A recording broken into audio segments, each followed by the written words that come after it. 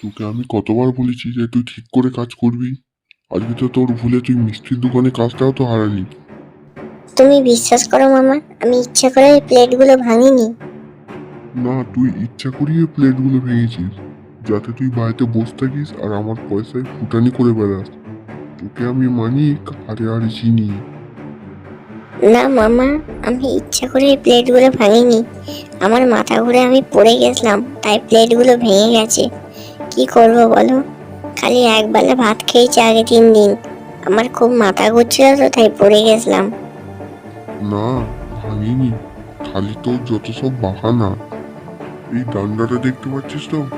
ডান্ডা করে মেরে আমি তোর পিঠে কালচিটে দাগ করে দেবো এবার।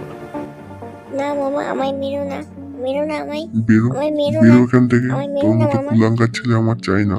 বেরো তুই আমার বাড়ি থেকে, চোখের সামনে থেকে দূর হয়ে যা আমার। এবার আমার কি হবে?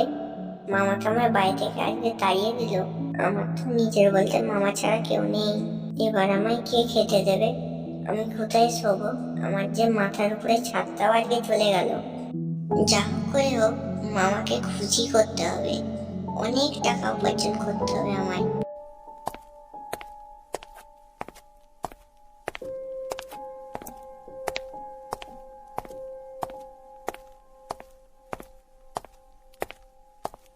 হাঁটতে হাঁটতে তো আমি জঙ্গলে অনেকটাই ভেতরে চলে এসেছি। খিদেও তো পেয়েছে খুব। ওই তো দূরে তো ওটা একটা মনে হচ্ছে আপেল গাছ। দেখি কাছে যাই। ওই তো দূরে গাছের ডালটায় তো অনেকগুলোই আপেল দেখা যাচ্ছে।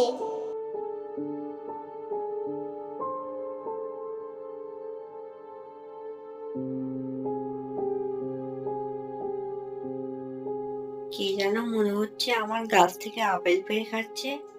দেখি তো ভালো করে।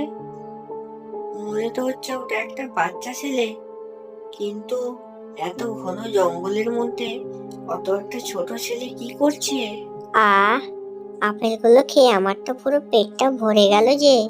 ওই বাচ্চা ছেলে, তুই এত ঘন জঙ্গলে কি করছিস? কে তুমি? গাছের ডালে বসে কি করছো? তুই এত একটা ছোট ছেলে এত ঘন জঙ্গলের মধ্যে কি করছিস একা একা? আমার নাম মানিক। আমি একটু এই জঙ্গলে ঘুরতে বেরিয়েছি। তোর তো চোখ মুখ দেখেই বুঝে যাচ্ছে তুই যে মিথ্যে কথা বলছিস। সত্যি করে বল, তুই এখানে কি করছিস?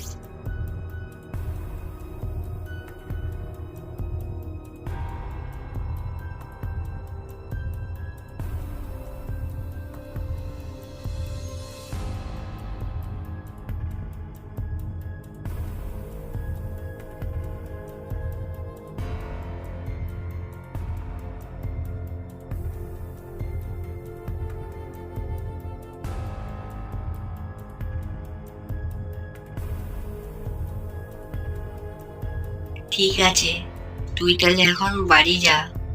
কালকে তোর মামাকে আবার এই জঙ্গলে নিয়ে আসবি। যেখানটা আজকে আপেল খাচ্ছিলিস ওইখানটায় আসবি।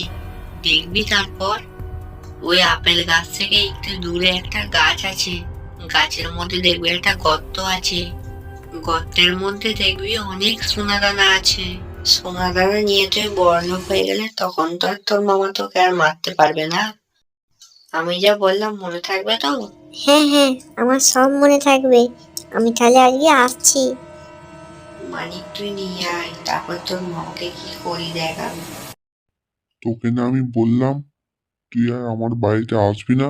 তুই কেন আবার এসছিস আমার বাড়িতে? মামা, জঙ্গলের মধ্যে একটা গাছে আমি অনেক সোনার সন্ধান পেয়েছি।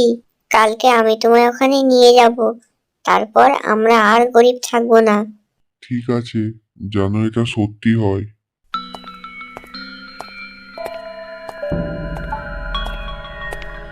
ওই দেখো, গাছের মধ্যে কত সোনা দেখা যাচ্ছে। ওই সোনাগুলো নিয়ে আমরা বড়লোক হয়ে যাব, আমরা আর গরিব থাকবো না। আমরা মানে? ওই সব সোনা এখন আমার। ওই সোনা নিয়ে আমি একাই বড় লোক হব।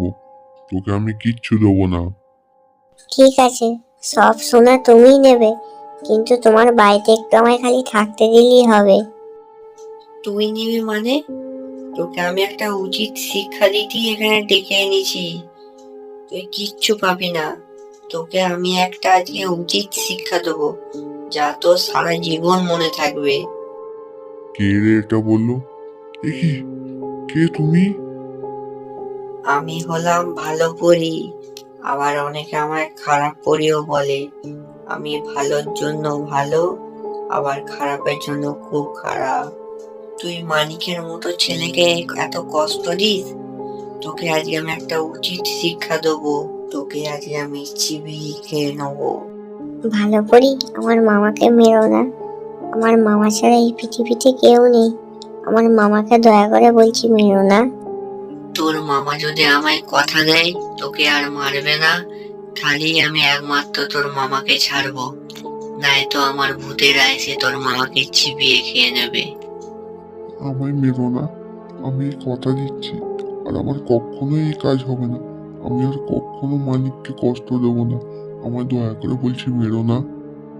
আমি ক্ষমা চাইছি তোমার কাছে। মেরো না আমার আমি আর মামাকে। এই কাজ কখনো মামা আর করবো না। করবেই না কখনো এই এমন কাজ। আর যেন এমন কাজ কখনো না হয়। যা, চলে যায় আমার বাড়িতে।